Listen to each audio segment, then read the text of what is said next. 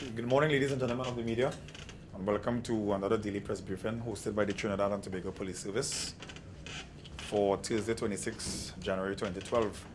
I am Sergeant Wayne Meister, Public Information Officer of the TTPS, and joining me today is Assistant Commissioner of Police, Mr. Wayne Richards, in charge of community relations, and a little later on he will give you some information pertaining to some traffic issues. So we'll start off today by giving you some information on some updates. In the Southwestern Division, during the period of 3 a.m. to 9 a.m. on Wednesday, 25th January 2012, an exercise was conducted in the Penal District under the supervision of Acting Inspector Burbal and included officers of the Penal Police Station. 12 persons were arrested for narcotic offenses and outstanding warrants. 18 fixed penalty notices were also issued. And staying within the Southwestern Division, around 4 a.m. today, officers attached to the Anti-Kidnapping Unit, Southwestern Division Task Force, and the K9 Unit executed a search warrant for narcotics at Partner Trace or Approach. This exercise was spearheaded by Superintendent Nanan. On entering the premises, a 42-year-old man, an occupant of the said house, became aggressive and attempted to remove an article from his groin area. A police dog by the name of Tango, who was in the search party at the time, became alerted and began barking at the man. The man continued to be aggressive and was subdued by the police dog named Tango. He was searched and found to be in possession of a quantity of marijuana, which was hidden in his underwear. The man received injuries and was taken to seek medical attention. Investigations are continuing. In the Port of Spain Division, on Wednesday, 25th January 2012, officers of the Stolen Vehicles Squad and the Port of Spain CID, under the supervision of Senior Superintendent Boyd and spearheaded by Acting Inspector Bruce, Sergeants Swamba and Dionarine, and Corporal Denny, conducted an extensive exercise in the Central Division. The exercise yielded the recovery of 3 vehicles suspected to be stolen: a white Libero wagon, an orange Nissan B15, and a white Nissan B13. 2 shotguns were also found, together with 1 Glock pistol and a quantity of ammunition. 77 grams of marijuana was seized. 7 persons were arrested. And finally, around 4 p.m. on Wednesday, 25th January 2012, officers attached to the Organized Crime, Narcotics and Firearms Bureau were on duty at the Piarco International Airport when they were summoned to the customs hall by Custom Officer Murphy. There they met a 33-year-old female Jamaican national who was a passenger on BW055. They had cause to search her suitcase, and 8 packets of marijuana were found hidden in the inner lining of her suitcase. It weighed 831 grams with an estimated street value of $8,000. She is to be charged for attempting to import a prohibited good by Custom Officer Murphy and possession of marijuana by an officer of the Organized Crime, Narcotics and Firearms Bureau. That is the end of this morning's news brief. And I'm now open for any questions that you may have, or you can also address Mr. Wayne Richards on any issues that you may have in relation to traffic. Before we ask any questions, you started off by saying that the ACP will be giving some information on traffic. So if possible, if you get the information first, so we'll have a repeat of the same thing. Okay. If he has the information, if he could give the information first, and then we could question him on that. All right, sir. Any? Okay. As you're aware, one of the strategic priorities of the police service is the improvement of road safety. In 2011, we were able to achieve our targeted figure and surpass it. The target being 10% last year. We were able to reduce road fatalities by 12% last year. In fact, it's the first time since 2002 we had fatalities in below the 200. In fact, the figure for last year was 181. This year, we are seeking to further reduce the target. And in this regard, we are hoping that during this carnival season, to ramp up our exercises with respect to road safety.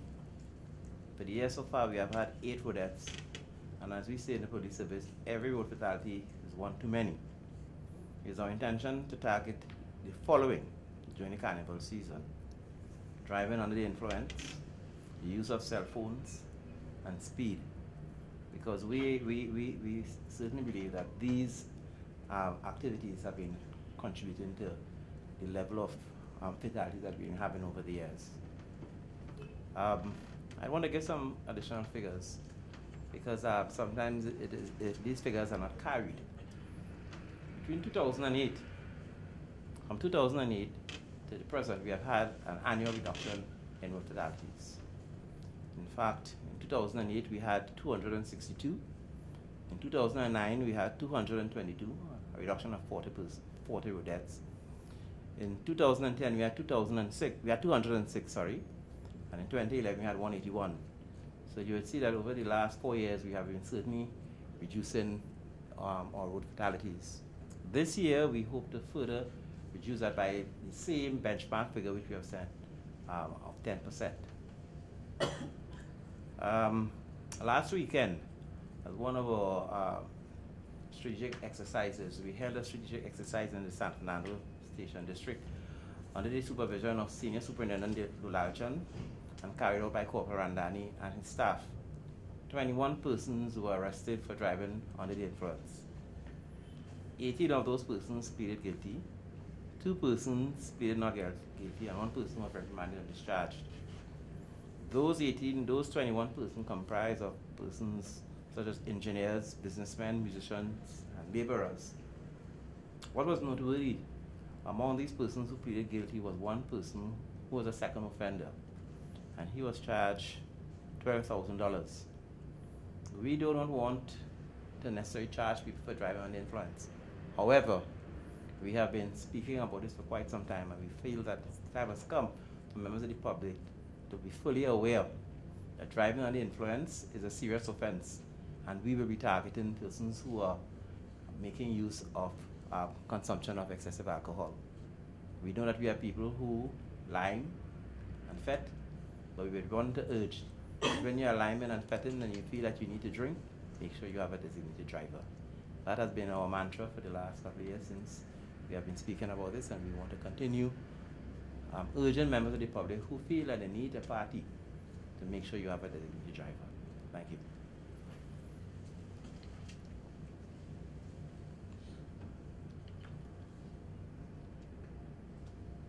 Mr. Richardson, you said that...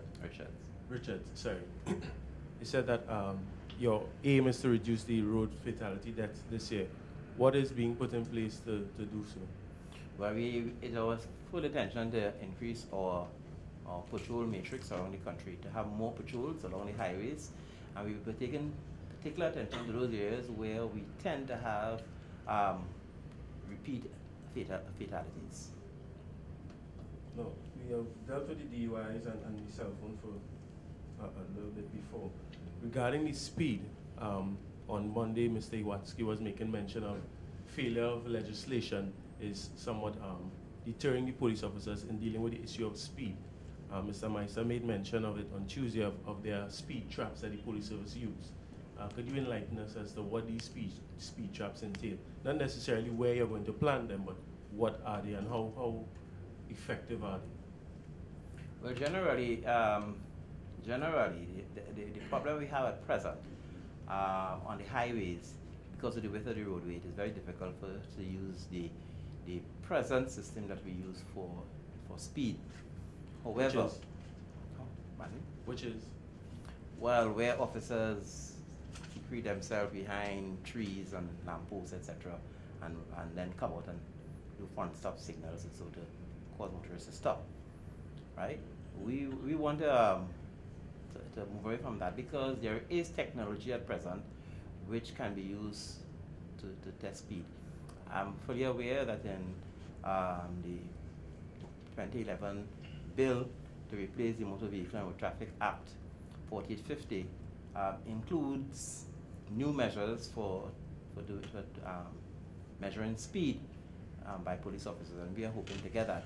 At present, though, what we have to use is the old system where there's a distance on the highway that is marked by the Ministry of Works, and using police officers with stopwatches, we are able to determine whether one travels between the marked distances at a speed that is above the speed that is for the highway, which is 80 kilometers per hour, or on roads in built-up areas, which is 50 kilometers per hour.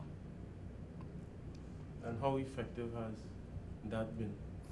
Well, in the past, it was fairly effective in that it afforded our officers to be able to charge people for driving beyond the speed limit. But now, where our roads have been significantly widened, it really is putting police officers at risk to use that method. And how will the implementation of our radar guns assist the police in dealing with the speeding issue on the nation's roads? Well, with that technology available to us, it would really improve our capacity, because we would not need to put so many officers at present to perform speed in the manner in which we do it. It requires at least 5 officers. In that way, we can have 1 officer in a vehicle who will be able to test speed with a radar gun. After you test the speed, the next thing is implementing a speed ticket. So you zap the person, you notice that they're going over the speed limit. When and how are they going to get the tickets? Well, there are ways, you know. If once we stop the vehicle, we can stop the vehicle by following the vehicle with a siren. Or otherwise, we could also proceed by summons thereafter if we cannot get the driver at the time at which the offense is committed. Mr. Meiser made mention of stolen vehicles. In your past incarnation as head of the traffic branch, do you see that around the carnival season there seems to be an increase in stolen vehicles? Yes, well, because of course a lot of people use their vehicles in areas unprotected, and persons who wish to relieve them of their vehicles have an opportunity. So generally, yes, there is an increase in stolen vehicles around the carnival time. But we address that by sending out our detectives, particularly in those areas where we know that large amount of people are congregated, and that people leave their vehicles generally sometimes parked at the side of the roadway in areas that are not well lit, etc. And 2 last questions for me. Carnival season is right around the corner. What plans or mechanisms? I know you're not part of that again, but being an expert, having been there for quite some time, what plans are in place or will be in place to deal with the traffic congestion and all traffic-related matters around carnival time, particularly Monday and Tuesday, where there is most traffic congestion? Well, at present, there's a high-level committee of senior members of the police service working on strategies to alleviate that situation. We know that generally on Carnival Tuesday afternoon in particular, we have a huge build-up of traffic headed west and east. We are seeking ways by trying to introduce some park and ride facilities to ensure that we do not have as many people coming into the focal areas. In fact, it's not only in Port of Spain we have those problems, but we also have them in San Fernando and other areas where a lot of carnival activities are taking place. So that we are looking at that, and we are instituting new strategies to deal with the build-up of traffic, particularly on Tuesday afternoon. And my last question, regarding the cell phone use while driving, we haven't seen or heard much of people appearing before the courts charged with that offense. Is it that because it's difficult to first detect and then secure arrest and later conviction, or are the police now being more lax with that because they don't see much of an issue, quote unquote, with it? Well, I wouldn't say it's not much of an issue. In fact, it just, at the very outset of your statement, you asked if it was difficult. It poses a challenge, somewhat of a challenge, because generally, if you see someone driving and using a cell phone, by the time you're able to stop them, they secrete their phone somewhere in their vehicle, and it becomes a little difficult. But we are seeking to use other methods by which we can detect that crime, that offense, because certainly it's not one of the easier ones to prosecute people for. So it's not that the police are just sitting back and allowing the crime, it's just the detection is a bit difficult. Yes, it's a little bit difficult.